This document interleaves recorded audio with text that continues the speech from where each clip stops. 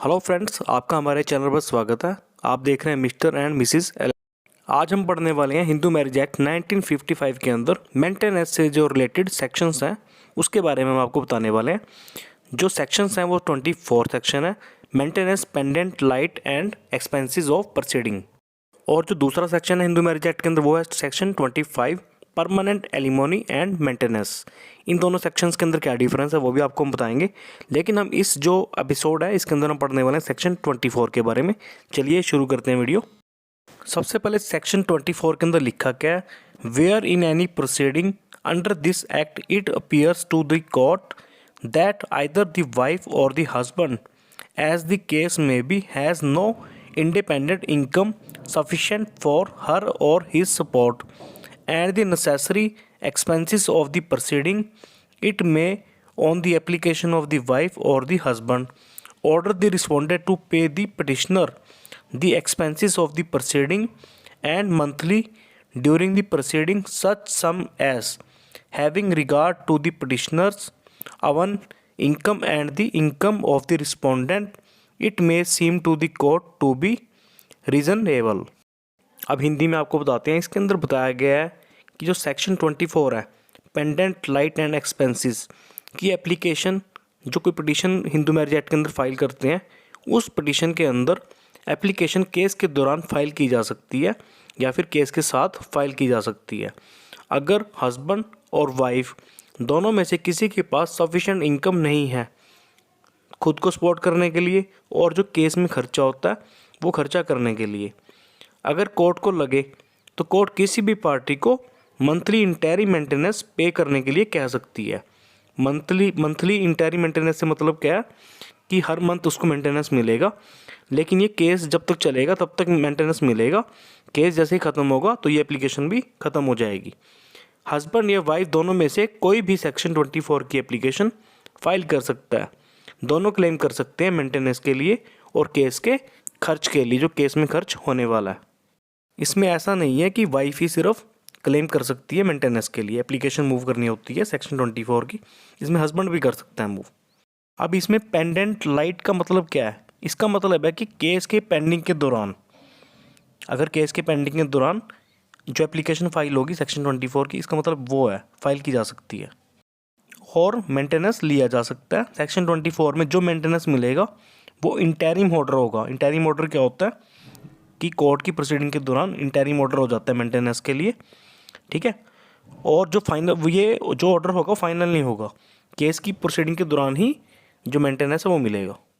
अब ये जो एप्लीकेशन लगती है सेक्शन 24 की कब लगाई जा सकती है ये भी मैं आपको एक बार दोबारा एक्सप्लेन कर देता हूँ। जब केस फाइल होगा, जैसे वाइफ ने पिटीशन फाइल करी तो वाइफ जो है पिटीशन के साथ, हिंदू मैरिज एक्ट की कोई पिटीशन है उसके साथ भी एप्लीकेशन सेक्शन 24 की अलग से लगा सकती है और उसमें मेंटेनेंस क्लेम कर सकती है कि उसे मेंटेनेंस भी उसके हस्बैंड से दिलाया जाए, ठीक है। और जैसे कोई पिटीशन चल रही है, वाइफ ने मान लो पिटीशन फाइल कर दी हिंदू मैरिज एक्ट के अंदर, ठीक है, लेकिन उसने सेक्शन 24 की जो एप्लीकेशन है वो फाइल नहीं की थी, तो वो केस के दौरान भी जो एप्लीकेशन है वो मूव कर सकती है और जो हस्बैंड है वो भी कर सकता है मूव ऐसे ही। अब जैसे हस्बैंड ने एक डाइवोर्स पिटीशन फाइल कर दी वाइफ के अगेंस्ट, ठीक है, और प्रोसीडिंग चल गई है, वाइफ को समन गए और वाइफ समन लेने के बाद कोर्ट में पेश हो गई, ठीक है। जो वाइफ है वो केस की जब जैसे कोर्ट में पेश होती है, ठीक है, उसके बाद वो कभी भी मूव कर सकती है सेक्शन 24 की एप्लीकेशन अगर उसके पास सफिशेंट इनकम के सोर्स नहीं है और वो अपने हस्बैंड से जो मेंटेनेंस है वो ले सकती है। और जो कोर्ट में खर्च होने वाला है, जो खर्चा होता है कोर्ट का, कोर्ट में जैसे कोई वो केस की प्रोसीडिंग का खर्चा है वो एडवोकेट की फ़ीस देगी, वो भी जो है सेक्शन 24 के अंदर उसे मिल जाएगा। मतलब ऐसा नहीं है कि वो सेक्शन 24 की एप्लीकेशन के लिए कि ये है कि वो केस के साथ ही फाइल होगी या केस के रिटन स्टेटमेंट आने से पहले फाइल होगी या उसके बाद फाइल होगी, ऐसा नहीं है। वो प्रोसीडिंग के दौरान कभी भी सेक्शन 24 की एप्लीकेशन फाइल की जा सकती है। अब बात की जाती है जैसे एप्लीकेशन फाइल कर दी जाती है सेक्शन 24 की मेंटेनेंस लेने के लिए इंटरिम, तो जो एप्लीकेशन है वो कितने टाइम में डिसाइड होगी, अब ये क्वेश्चन भी होता है। अब 2001 के अंदर अमेंडमेंट हुई थी और कोर्ट ने कहा था जो इंटरिम मेंटेनेंस की एप्लीकेशन है सेक्शन 24 की उसे डिसाइड करने के लिए टाइम लग जाता था पहले, ठीक है, लेकिन 2001 में अमेंडमेंट हुई उसमें एक टाइम बाउंड कर दिया गया कि 60 डेज़ के अंदर सेक्शन 24 की जो एप्लीकेशन है वो डिसाइड करनी होगी। ये टाइम कब से स्टार्ट होगा? जैसे कोई एप्लीकेशन जैसे फाइल होगी कोर्ट के अंदर, ठीक है, तो डिसाइड करने का जो टाइम है वो कब से स्टार्ट होगा? वो स्टार्ट होगा जैसे ही एप्लीकेशन फाइल हुई या पिटीशन फाइल हुई, जो रिस्पोंडेंट है उसको समन चले गए।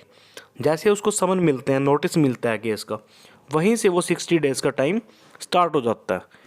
और उस वहाँ से टाइम स्टार्ट करके 60 डेज़ के अंदर ये जो एप्लीकेशन है इसको डिसाइड करना होता है कोर्ट को। जो नोटिस होगा वो सेक्शन 24 की एप्लीकेशन का ही नोटिस होगा।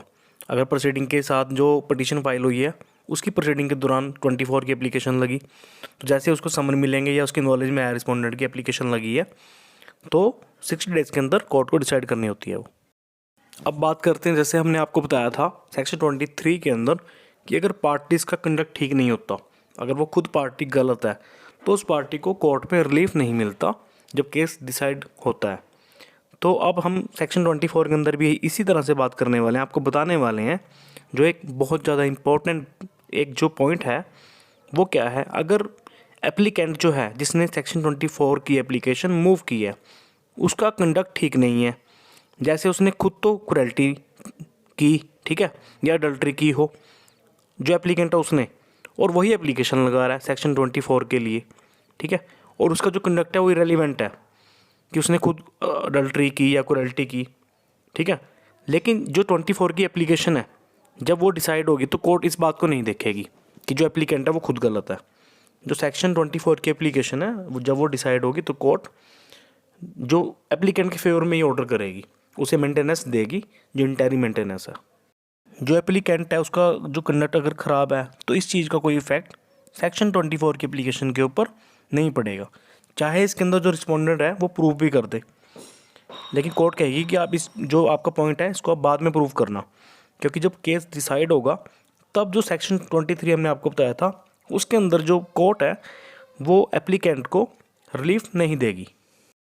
अब आपको एक एग्जांपल देते हैं, जैसे रिटन स्टेटमेंट है, ठीक है, जैसे एक पिटीशन फाइल होती है और उसके अंदर रिस्पोंडेंट पेश हो जाता है, हिंदू मैरिज एक्ट की कोई पिटीशन है, रिस्पोंडेंट पेश हो गया उसके अंदर, और पेश होने के बाद उसे एक रिटन स्टेटमेंट फाइल करनी होती है जो पिटीशन का रिप्लाई होता है, ठीक है, और रिस्पोंडेंट जो है वो सेक्शन 24 की एप्लीकेशन भी मूव करना चाहता है या चाहती है तो वो मूव कर सकता है। लेकिन कोर्ट जो रिस्पोंडेंट को ये नहीं कह सकती कोर्ट कि आप पहले रिटन स्टेटमेंट लेके आएँ उसके बाद हम सेक्शन 24 की एप्लीकेशन लेंगे या उसको डिसाइड करेंगे।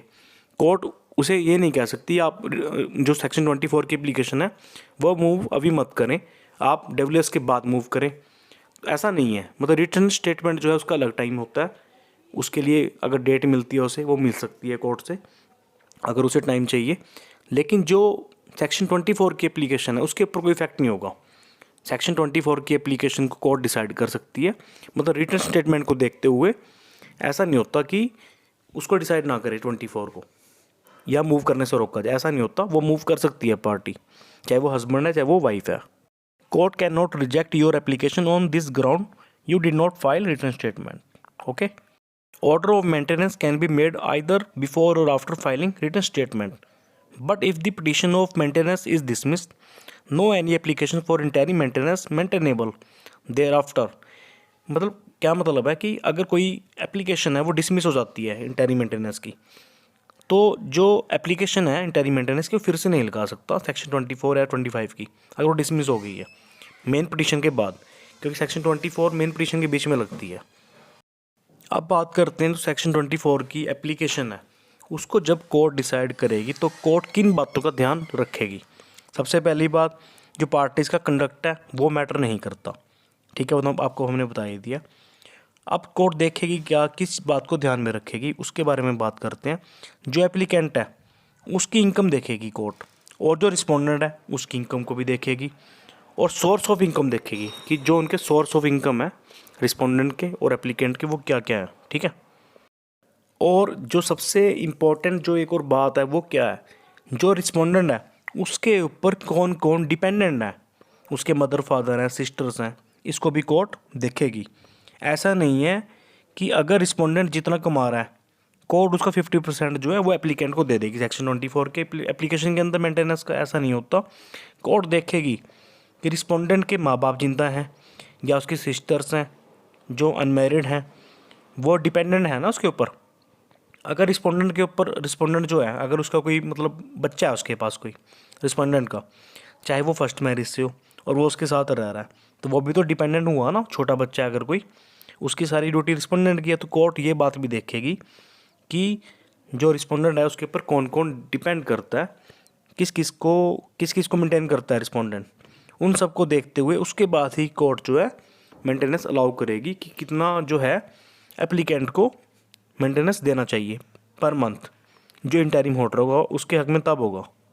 अब क्या होता है, जो मेंटेनेंस का ऑर्डर अगर हो जाता है, अगर एप्लीकेंट के हक के अंदर मेंटेनेंस का ऑर्डर हो गया, ठीक है, फॉर एग्जांपल 3000 पर मंथ का ऑर्डर एप्लीकेंट के हक के अंदर हो गया इंटरिम मेंटेनेंस सेक्शन 24 की एप्लीकेशन के अंदर, उसके बाद क्या होता है, उसके बाद अगर रिस्पोंडेंट की इनकम एकदम से इंक्रीज़ होगी या उसकी कोई लॉटरी लग गई या उसके पास कहीं से बहुत ज़्यादा पैसा आ गया, तो जो एप्लीकेंट है, ठीक है, वो एप्लीकेशन, जैसे वाइफ है, वाइफ को हम लेके चल रहे हैं, वो एप्लीकेशन मूव कर सकती है कोर्ट के अंदर, लेकिन उसको प्रूफ्स देने होंगे इनकम की। जो रिस्पोंडेंट है उसकी इनकम इंक्रीज़ हुई है, उसके पास पैसा आया, तब जो है कोर्ट वाइफ को रिलीफ दे सकती है इस दौरान भी। अब तो हमने बात करी कि इंक्रीज़ हो सकता है, तो ये जो खर्चा है वो कम भी हो सकता है।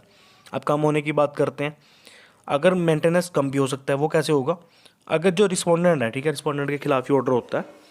रिस्पोंडेंट कौन होता है, जो इस एप्लीकेशन में रिस्पोंडेंट होगा ना, जिसके खिलाफ फाइल करी गई सेक्शन 24 की एप्लीकेशन।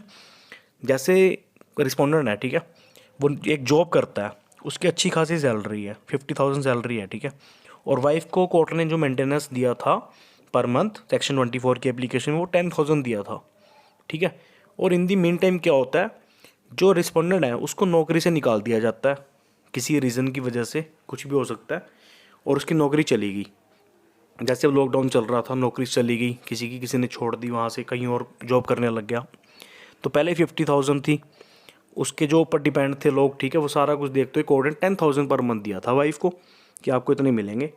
उसके बाद उसकी जॉब चलेगी, उसने न्यू जॉब ज्वाइन करी, ठीक है, और उसने जो न्यू जॉब ज्वाइन करी है वहाँ पे उसे कितने मिल रहे हैं, वैसे 10,000 पर मंथ मिल रहे हैं, ठीक है। तो वो कोर्ट में एप्लीकेशन मूव करेगा कि पहले मुझे इतने मिलते थे, अब तो मुझे 10,000 मिल रहे हैं, और अगर मैं 10,000 अपनी वाइफ को दे दूंगा तो मेरा कैसे गुजारा चलेगा। तो कोर्ट क्या करेगी, कोर्ट सारे प्रूफ देखेगी। उसके बाद कोर्ट जो है, जो मेंटेनेंस है, जो इंटरिम मेंटेनेंस का ऑर्डर हुआ था, उस जो 10,000 है उसको कम भी कर सकती है, अगर कोर्ट को लगता है कि सॉलिड जो उसका ग्राउंड है। सर्कमस्टांसिस को देखते हुए जो मेंटेनेंस है वो कम और ज़्यादा किया जा सकता है। अब सेक्शन 24 का ऑर्डर हो गया, ठीक है, कोर्ट ने सारे तथ्यों को देखते हुए एक ऑर्डर कर दिया कि भी इतना जो मेंटेनेंस है वो एप्लीकेंट को देना होगा पर मंथ। अब जो रिस्पोंडेंट है वो चाहता है कि वो इस ऑर्डर के खिलाफ जाए, तो जो सेक्शन 24 है ये अपीलेबल नहीं है, क्योंकि ये एक इंटरिम ऑर्डर है, फाइनल ऑर्डर नहीं है, क्योंकि केस की प्रोसीडिंग के दौरान ही चलेगा ये जो ऑर्डर है, इसकी अपील नहीं कर सकते। अब जो जैसे आपने मेंटेनेंस के और केस देखे होंगे, सेक्शन 125 है, ठीक है, अदर जो डोमेस्टिक वायलेंस है, उसके अंदर क्या होता है, जो चाइल्ड होते हैं उनको भी देखा जाता है कि उनके लिए भी ऑर्डर होता है, उनके एजुकेशन के लिए ऑर्डर होता है जैसे, ठीक है। लेकिन जो सेक्शन 24 है इसके अंदर ऐसा नहीं होता, इसमें सिर्फ जो वाइफ है वो क्लेम करती है या हस्बैंड क्लेम करता है जो केस के जो एक्सपेंसेस है वो, और अगर वो खुद को सपोर्ट नहीं कर सकता तो वो ऑर्डर होते हैं, मतलब चाइल्ड की जो स्टडी वगैरह वो इंक्लूड नहीं होती इसके अंदर।